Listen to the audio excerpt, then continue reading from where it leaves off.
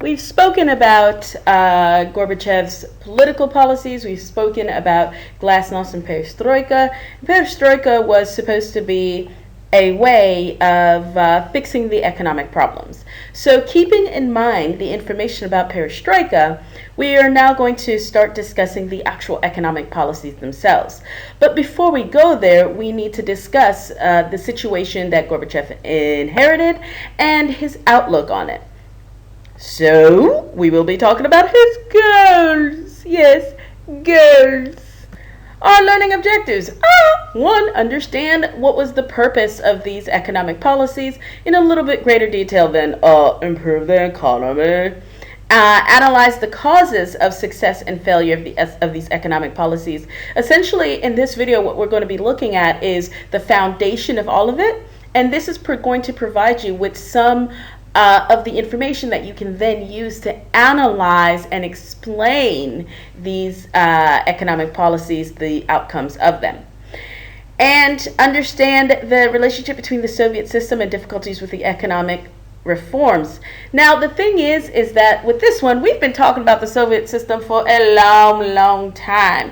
So you should have a pretty good idea where we are. Revert back to think about what we talked about in terms of Stalin's economy, Khrushchev's economy, Brezhnev's economy, because all of this comes to bear during Gorbachev's regime.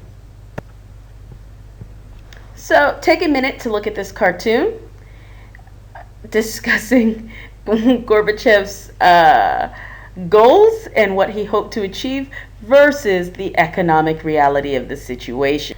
Now, if you recall, in the first years under Brezhnev, there was some good economic gains. People saw an improvement in their standard of living. It was slow, but it was steady. And we know that, especially in the later years of Brezhnev, they entered into a stage of stagnation where that improvement stopped. Gorbachev was aware of the economic problems, all of the things that we discussed about the Brezhnev regime, but he was cautious in his approach. Once again, he was not a raging capitalist. He was a communist, and he saw the changes of the system happening within communism. Gorbachev said, "It is not the market, not the anarchic forces of competition, but above all, the plan must determine the basic features of development of the economy." So he was not about to be all like, Adam Smith is my hero.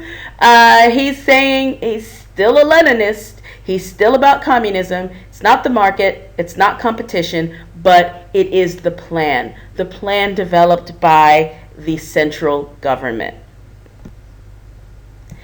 Now, Gorbachev was not one of the party princes. He was not a party elite. He grew up on a collective farm in the countryside, normally where farms are located. And he did the work alongside his parents, but eventually he was able to go to university and then join the party. So this provides him with some background information that an understanding of the system that other people do not have. And in the party, he became the Minister of Agriculture. So he has a clear understanding of the economic weaknesses of the system. He has a clear understanding of some of the problems that people face within the Soviet Union and problems with the economy. And he also understood that the Soviet Union was falling behind in most of the aspects of the economy. In comparison with the West, that there was not enough investment, there was not enough innovation, there was not enough new technology. Therefore, they couldn't keep a pace of the growth that the West was experiencing. And so what he really wanted to do was to narrow that gap between the Soviet Union and the West. And so that is one of the biggest goals of his economic policies. And he also understood that reforms would need to be long-term. This is not something where you can start this today and then tomorrow you reap the benefits of it. He understood that it was going to get worse before it got better. And this also feeds into why he started restructuring the political system as well. And so he realized that people had no reason to believe in the economic promises.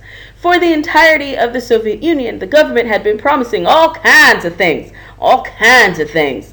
And for the majority of the Soviet Union, none of it was delivered. So people were skeptical, and he understood. Now, as said, Gorbachev was not a capitalist. He was not about breaking the Soviet system.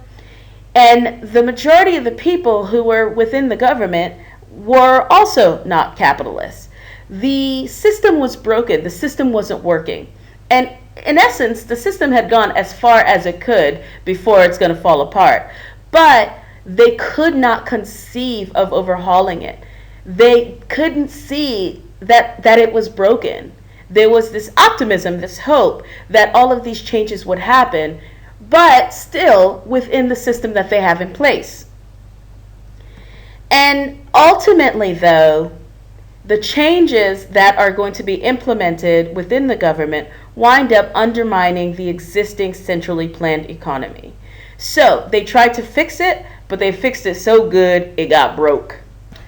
Overall, Gorbachev's economic policies failed to deliver on the promises on reform. Essentially, it's same, but different, right? Because the government made promises and the government failed to deliver on those promises. This is the same thing that people have seen repeatedly. The reforms actually made the problems worse. And that's part and parcel of the system, the broken system. And they actually reduced the growth rate further. So it became incredibly painful for people. And so by 1989, the economic crisis that Gorbachev had inherited was actually worse. And this reduces the prestige and the influence of the Communist Party within the population. People have no respect for the Communist Party. All they do is break things and make it worse. You combine this with a more liberal political system, and whoa.